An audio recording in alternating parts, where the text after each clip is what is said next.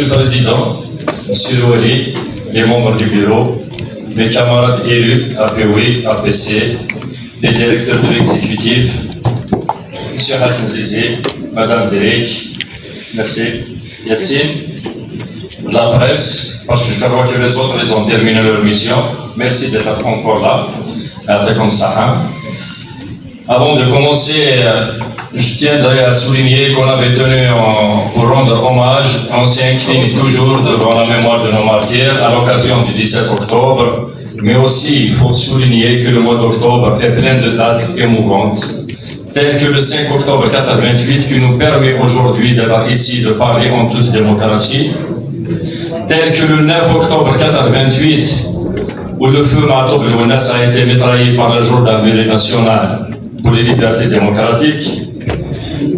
Et aussi, on ne doit pas oublier, et surtout, mes amis de la presse, il est de votre devoir, il vous est interdit aussi d'oublier le 18 octobre qui représente la date de l'assassinat du premier journaliste, en l'occurrence Smail Ifsah, le 31e anniversaire de son assassinat.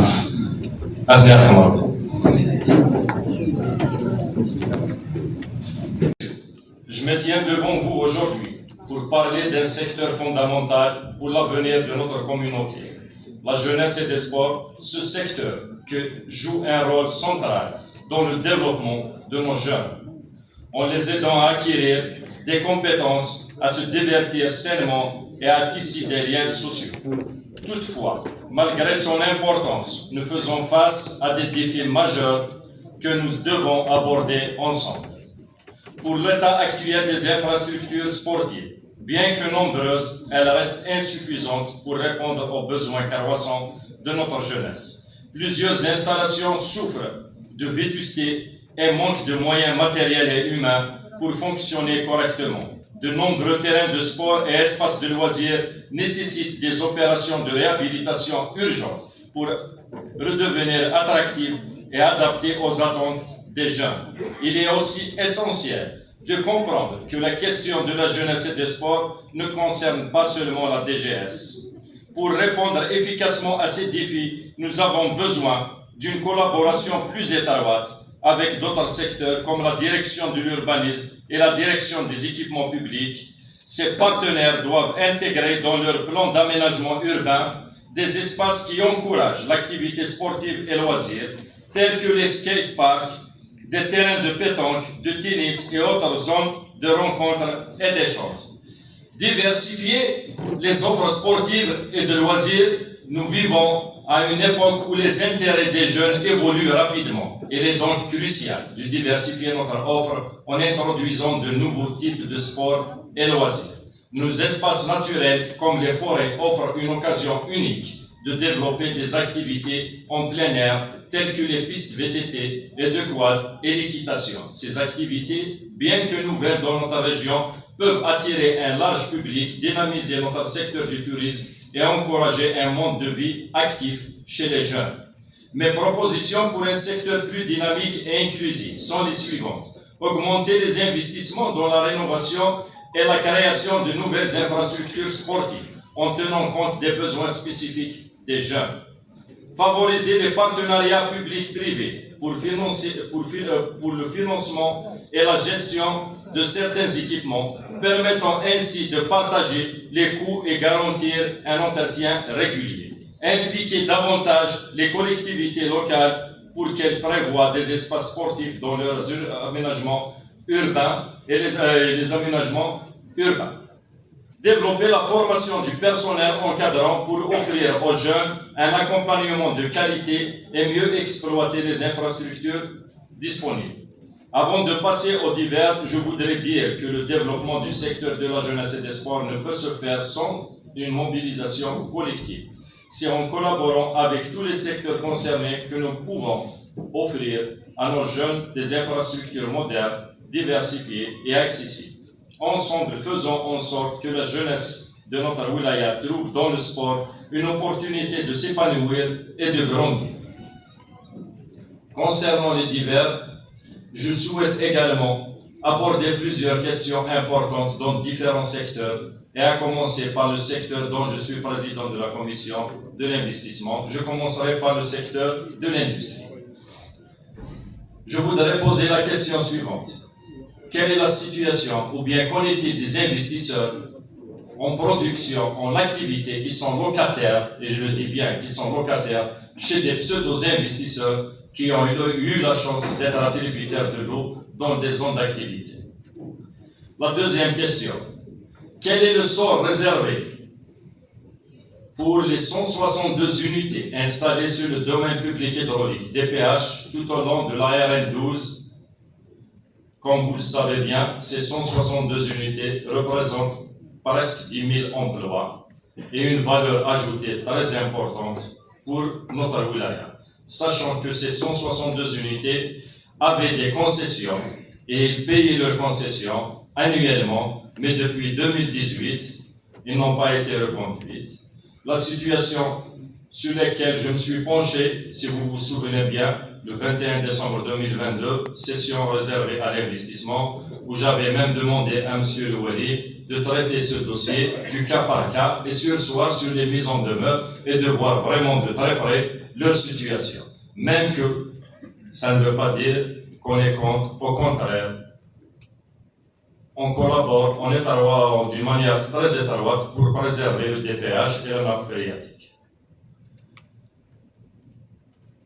La troisième question, surtout qui concerne les deux zones, la zone industrielle de la mise et la zone de Makouda, pourquoi on observe toujours du retard dans la réalisation de nos projets? On a toujours dit, est-ce que c'est un problème de maturité, est-ce que c'est un problème de planification sur le projet?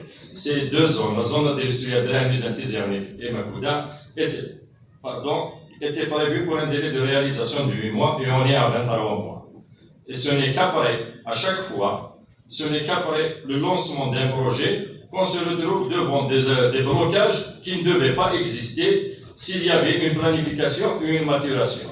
À l'exemple de Dera El-Mizan, on est bloqué. Ils ont fait le goudron du côté de Dera El-Mizan. On se retrouve le problème de l'ADP ou installer l'ADP de gaz. Il faut penser à servitude. Est-ce qu'on va l'implanter sur le chemin du gaz ou comment faire? C'est des choses qui devaient se faire bien avant le lancement du projet, c'était à l'étude. C'est après le lancement du projet qu'on découvre qu'il y a deux conduites d'eau importantes qu'il faut aussi déplacer, il faut lancer une étude et un cahier de charges. Tout ça a créé un retard, tout en sachant que ces études ont été faites bien avant que cette zone ait été gelée. C'est-à-dire qu'ils avaient tout le temps de maturer l'étude et le projet. Et aussi, la quatrième question, c'est la fameuse zone d'activité de Tel Afman. Sachant que la zone d'activité de Tel Afman, pratiquement, c'est la deuxième zone après celle de la zone des dépôts, ce qu'on appelle la zone des dépôts. Tel Afman, qui est d'une superficie de 98 hectares. C'est la plus grande zone d'activité que possède Tizi Ouzou, qui souffre du problème de présécréation. Le problème dans lequel souffre, c'est le chevauchement des lots. Le chevauchement des lots, mais il y a aussi un problème qui est très épineux. On a découvert récemment, parce qu'après des réunions au niveau de la POE, où on avait demandé à la direction d'industrie de faire des réunions à leur niveau, au niveau européen, et le travail a commencé à se faire. Ils ont réussi quand même à lever le problème avec des chevauchements de beaucoup de parcelles avec le bureau d'études. Ça pose pas de problème. Mais le plus grand problème, c'est qu'il y a des lots à l'intérieur, il y a des parcelles de terrain. À la création de la zone de Tel Afman, il y a eu l'intégration de certains terrains privés, c'est-à-dire ce qui implique une indemnisation de ces terrains à l'intérieur de cette zone. Mais il s'avère que malheureusement, que les terrains qui sont sur la liste des intégrations ne sont pas à l'intérieur de la zone. Ils sont à l'extérieur de la zone, mais ceux qui sont à l'intérieur de la zone, tels que la famille Halalou, qui sont devenus le sujet permanent de Tel Afman, comme quoi ils font opposition, ils ne sont pas intégrés. Mais ils sont à l'intérieur du permis de lotir, et la parcelle, qui est à peu près de 9 hectares, elle est lotie, elle est attribuée, même s'il y a même des attributions en cession, et cette famille-là, qui réclame la propriété, avec un livret foncier et un acte de propriété depuis 1988. D'ailleurs, Ils se sont pas rendus compte dans le temps, M. Wali, l'APC, ce n'est qu'après le permis de lotir qu'ils ont fait une délibération de proposition d'indemnisation de la famille Halalou, et rien n'a été fait après. Alors c'est un problème qui est très important. Il faut trouver une solution, soit le modificatif du permis de lotir, parce qu'il y a des terrains excédentaires, des terrains extra à la zone, en dehors du permis de lotir, qui appartiennent à l'APC. Est-ce qu'on peut compenser la partie de la parcelle de Halalou, ou bien d'indemniser cette famille pour régler le problème, et que les gens qui sont attributaires puissent déposer leur permis de construire. Je termine dans le secteur de l'industrie avec la Sonelgaz qui agresse les zones d'activité. Pas loin qu'hier, on était en sortie sur la zone d'activité d'Asfoun, où la Harriet vraiment c'est catastrophique. C'est comme si la Sonelgaz a fait la clôture des lots. Ils font l'aménagement, mais quand même, cette Sonelgaz, c'est une entreprise connue et reconnue, ça a des études, ça a des bureaux, ils ont des compétences pour leurs études. Comment pouvez-vous chevaucher ou bien traverser un lot, vous avez un permis de lotir et on traverse gratuitement un lot, tout en le massacrant, après la personne attributaire de ce lot, et se retrouve devant des avis défavorables pour son permis de construire, et à ce jour. D'ailleurs, on était obligé de sortir hier en commission pour libérer terroir l'eau pour pouvoir les verser au domaine et que les domaines puissent les verser à l'API pour qu'on les trouve au niveau de la plateforme. Et le problème, c'est la Sonelgaz. Question suivante, c'est pour l'environnement. Sachant que le seul poumon et seule source d'oxygène de la ville de Tizi Ouzou, c'est la forêt de Harouza. Malheureusement, on voit sur les réseaux sociaux, j'estime que je ne suis pas seul qui a vu ça, même que j'ai reçu ces vidéos, qu'il y a des décharges anarchiques, des décharges de produits inertes qui dérangent vraiment la nature et j'espère qu'ils seront pris en charge. Je reviendrai à la Sonelgaz en dernier et aussi je tiens à signaler pour M. Wali, même que je sais et j'étais présent qu'il avait fait des rappels au secteur et aux directions, pourquoi le retard de réponse de certains secteurs dans leurs avis, surtout concernant les avis des permis de construire des investisseurs dans le cadre de la 15-19, qui perturbe sérieusement le fonctionnement du guichet unique. D'ailleurs, je profite de l'occasion et de dire au ministère de l'Habitat, qu'est-ce qu'on a fait, nous, en tant qu'élus, pour nous exclure de ce guichet unique. Étant-nous un blocage pour ce guichet unique? Et j'estime que c'est le contraire, du moins au niveau de la wilaya de Tizi Ouzou. Et je sais que le directeur de l'urbanisme et tous les directeurs présents au niveau du guichet unique vont témoigner de notre rapport et de notre disponibilité pour dénouer, pour les accompagner, pour travailler ensemble, pour régler les problèmes des permis de construire au niveau du guichet unique de wilaya. Malheureusement, un arrêté du ministère est tombé, qu'ils nous ont exclus du guichet de wilaya en tant que membre permanent et représentant du peuple. Je tenais vraiment à souligner ça, il est très important aussi. Alors le retard de certaines directions, de certains secteurs dans leur réponse à l'image de l'hydraulique qui perdure depuis tout le temps. C'est vraiment, et ça nous met dans une situation, même que le Wali avait demandé et instruit les directeurs, si vous vous souvenez bien, M. le Wali, qu'il n'y ait pas d'ajournement, qu'il n'y ait pas de retard, il faut qu'il y ait des décisions. On est obligé de passer par un ajournement quand la réponse du secteur ne revient pas dans les délais, même avec des rappels pour les délais. Je reviens à la Sonelgaz, même que j'ai toujours essayé de me maintenir, de me positionner et de rester dans ma mission d'être élu de la wilaya, mais pour cette fois-ci, je suis dans l'obligation de parler de ce problème qui perdure depuis un bon bout de temps, dont M. Wali est au courant, il a été d'ailleurs sollicité lors de la visite de la sortie du 20 août.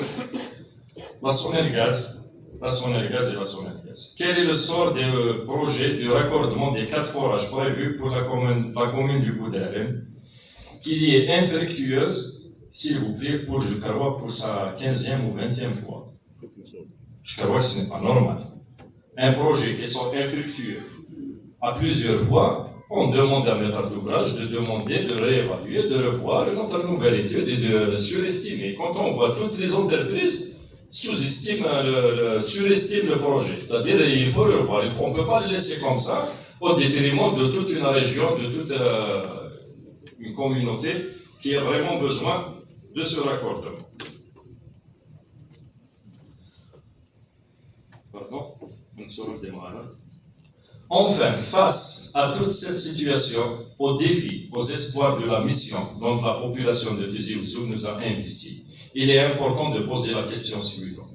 Cet état de fait est-il réellement à la hauteur des attentes du président de la République qui a annoncé lors de sa visite à Tizi Ouzou une cagnotte très importante dont une partie conséquente est réservée à l'investissement productif dans les zones industrielles et les zones d'activité? Il est très important de penser à tout ça parce qu'on sera confronté, si demain cette cagnotte va arriver à Tizi Ouzou, il faut vraiment qu'on soit prêt à l'exploiter d'une manière efficace, très efficace, parce que quand je parle surtout essentiellement sur l'investissement. Quand on voit la situation de l'API, je sais que ce n'est pas un problème au niveau de l'API, c'est le problème du foncier à Tizi Ouzou, mais malheureusement l'API, au niveau de la plateforme, elle n'accepte pas les terrains non viabilisés. Actuellement, on a débloqué à Korosh 26 lots et on a débloqué 12 lots qui avaient une contrainte aussi. On est sorti sur le terrain avec le directeur de l'industrie et les autres directeurs du secteur pour débloquer 12 lots au niveau de la zone de Bourgogne aussi, dont ils avaient la contrainte de la zone de gaz. Trois autres lots au niveau de la zone, espérant d'autres lots qui vont être libérés pour qu'on ait quand même une plateforme qui va quand même répondre aux attentes de beaucoup d'investisseurs qui attendent. Et à la fin de mon intervention,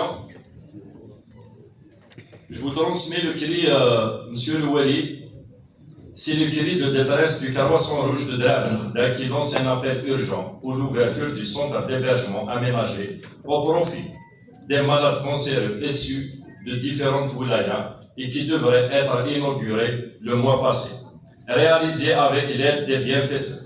Il est doté de 8 lits et de toute commodité nécessaire. Le dortoir demeure malheureusement fermé.